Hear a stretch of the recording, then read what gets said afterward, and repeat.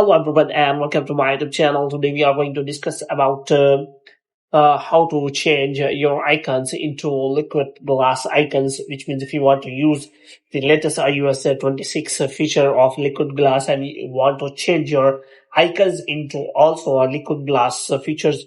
So how you can do that? For this, what you have to do, you have simply watch this video completely.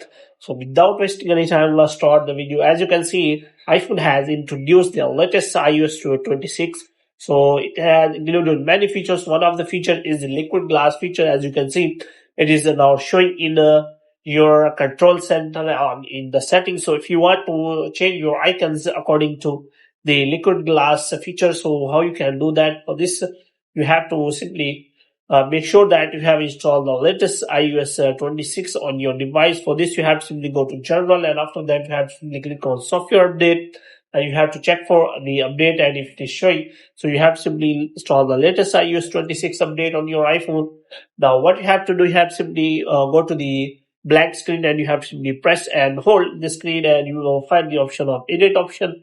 So here you have to simply click on Customize, and after that, here you can find the three options for the wallpaper for the icons.